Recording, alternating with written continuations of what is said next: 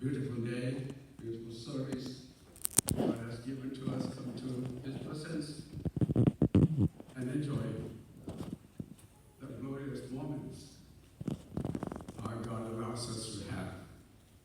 And it's a very grateful heart that I stand before you for many reasons. First of all, I want to wish all of you fathers a happy Father's Day. And 2019 is a very special year for me, for many reasons. I will just mention a couple of them.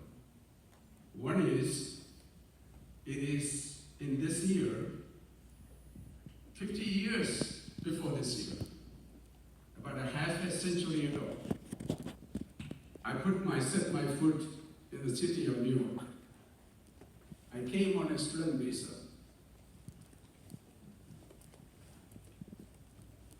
And I came in the airlines, so some of you may remember, it's called TWA, Trans World Airlines. They're out of business today. But I want to tell you, God is not out of business, so I'm not out of business yet. God has sustained me all these years, the last half a century. And I came on a student visa. And at that time, when I came, the Indian government would only allow you to have $8 as foreign exchange. And I got that. The one stopover was in Frankfurt. Lo and behold, I decided to have a cup of coffee. I wanted to enjoy a cup of coffee in a foreign country. So by the time I landed in New York, I had only $6 and change in my pocket. But again, God sustained me. Almost 46 years after I came on a student visa, God allowed me to have another opportunity to continue my studies. And this time, it was on a theological study. Many things happened during that 46 years. I did not get into the details. But the last 4 years has been a tremendous challenge. And God has been with me. The degree that I earned is called Master in Theological Studies from one of the most reputed seminaries in the United States. And my graduation was on May 18th in New Orleans. And my wife and all my children came to New Orleans. Brincy came with her husband and child. We had a really wonderful time enjoying in the presence of God and enjoying that fellowship and that graduation ceremony.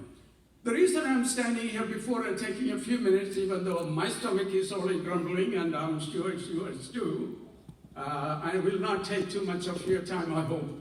And if I do, if you think I took too much time, please forgive me. I have a few words of expression of thanks. That's all I want to do.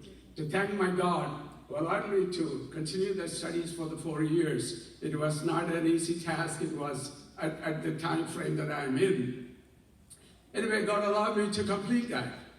This church, our pastor and family, and many brothers and sisters has been an encouragement for me in this endeavor.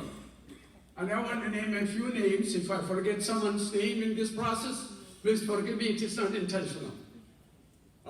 Some brothers was part and parcel to this process. And they gave me letters of recommendations to start my studies with the seminary, and also they have helped me with some of the paperwork that I had to do. Brother Sam Philip was one of them. Brother Thomas Chacko, I don't think he's here today. But Stephen Daniel helped me with some of the things. Dr. Elizabeth Thurman was one of them. Dr. Matthew Thurman was my mentor for one of the semesters, whole semester. We sat together on Sundays especially and went through the whole process, and he was instrumental in me getting a good grade for that. He was directed me and helped me and advised me in many things, and we enjoyed a good time of fellowship during that time. Brother David Paulson allowed me to attend his Sunday school classes and a couple of sessions I took for that group. It was a wonderful time I had with them too. Many people have associated with me and worked together, and that's the reason I'm standing today. Not the last, but not the least, but our Pastor Sam Nayanan is here. Thank you, Pastor, for being with us, and Amachi and Rufina. Your friendship and fellowship has been such a joyous occasions in my life and many times. And today, thank you for being there. And also, Pastor Sam helped me one of the semesters. He was also helped me in that process. I want to give another word of thanks to a couple of people involved in this, but the thanks go to the Almighty God. I was wondering whether I should do this or not because of time constraints, but it is important that we know how God works through miraculous and mysterious ways in our life. And I hope that some of you will take maybe a message out of that. The seminary insisted that I need to send my undergraduate transcript from the University of Kerala. This, as you can see, that I came here 50 years ago, so I went to University of Kerala way before that. And they didn't have any of the records available. I did all the paperwork, and they would not comply. And the seminary gave me a year in order to comply. So I worked very hard. Our brother Mohan went to India, and I gave him all the copies of the paperwork. And they sent him empty-handed. And our brother Roy and Ramani also was there in Kerala, and they took a trains going from one place to the other. And there was with them a passenger. His name is Aravind Krishnan, a Hindu brother, came along. And the conversation somehow, God allowed this conversation to take place. Ramani and Roy mentioned to this gentleman about my predicament. And it so happened, see how God works? That person worked for the University of Kerala. What is the chance of those two things happening together? And I communicated with him before my deadline. I was able to get the University of Kerala sending the transcript to them. I could continue my further studies and graduate from that seminary. It's wonderful. When God does things, it is amazing how these things can work. Many of my family members and my dear friends from with my wife's workplaces and also our family friends are here. I want to thank you, all of you being here in this happy occasion. My heart is filled with joy and gratefulness to the Lord, for God does wonderful things that no human can ever accomplish. God is such a marvelous God, and He is so gracious and loving. One person I cannot leave out in thanking for this is none other than my wife. I don't know if she's made it back here. Anyway, she stood with me in the last 4 years because I could call myself as an absent-minded professor for the last 4 years. I totally ignored everything in the house. I have not done anything. So she carried the weight, and she often reminds me about that. I said, there is a reason behind all these things. Anyway, not only she stood with me the last 4 years, the last 47 years, she stood with me, and we had a wonderful time in the last 47 years together. Thank you. One question that I repeatedly get in the last, especially last few months, is what am I going to do with this? The short answer, the long answer, the only answer I have no idea.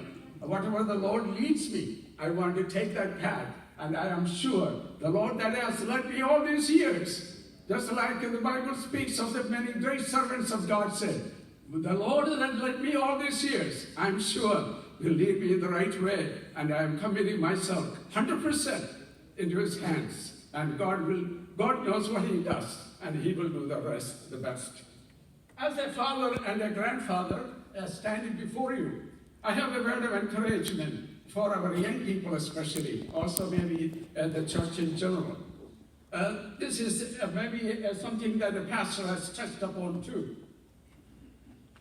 Many times when we raise up our children, We want them to follow, 4 or 5 of our young people are graduated from high school. We want them to become doctors, engineers, pharmacists, secular professions that will bring the highest amount of salary to their family. There's nothing wrong with it. That's the ambition we all have. I did the same thing. I would not call it a mistake, but there is another path that is available. In the last 4 years, many years before that I did, but especially in the last 4 years, I had the opportunity to read, study, and spend hours and hours of literature, theological materials, great servants of God, masterpieces of theological studies written by Millard Erickson, Peter O'Brien, Gerald Van Gorrigan. People like that have written marvelous books, and I had the opportunity to read them, study them, and see how God can use these mighty men more than these dollars can satisfy. Their lives have been enriched, have been gloriously blessed. Not only them, many hundreds of thousands of them. And we are a testimony of those, that blessing that we received because of this one book. Here before me seated are great people like Moses, Daniel, Joseph, Peter, and Paul. And you have the opportunity to pursue something like this. And you can be the theologians, the writers, and the professors of the future. And it is not just the secular field that we can follow. I hope and pray in the days to come, our pulpit, our messages, and our exhortations will gear to promote our young people to follow this book and be the future theologians and writers and professors, to follow what Christ has put in our hands, such a marvelous, splendid, and glorious path to follow. There is nothing comparable to that. There is a gentleman by name Jerry Rice. Some of the football fans probably would know him. I'm not a football fan myself, but I came across this small script that he wrote. He is the wide receiver of the San Francisco 49ers. He said one day, "Today, I will do things that others won't. So tomorrow, I can accomplish what others can't." Parents, fathers, and again, this is Father's Day. As a parent, as a father and a grandparent, I would urge our parents, our fathers, encourage your young people. Maybe write this down and repeat that one more time. Today, I will do things that others won't. So tomorrow, I will accomplish things that others can't. That may be something we can take with us this morning. Your life will be enriched, and may the Lord Almighty bless you with that. And before I conclude, I want to invite all of you to a lunch that is arranged in the fellowship hall. Thank you for coming. Thank you for patiently waiting. I know you are all hungry, and so am I.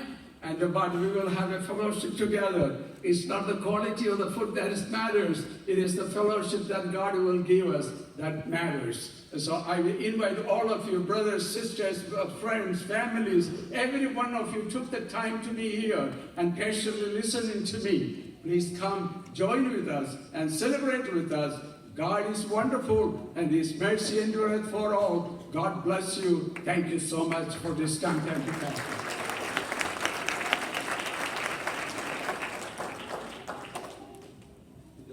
will pray, and on behalf of the church, we wanted to thank the Varkey family for the lunch, and also we wanted to congratulate you for your achievement. Come on, put your hands together.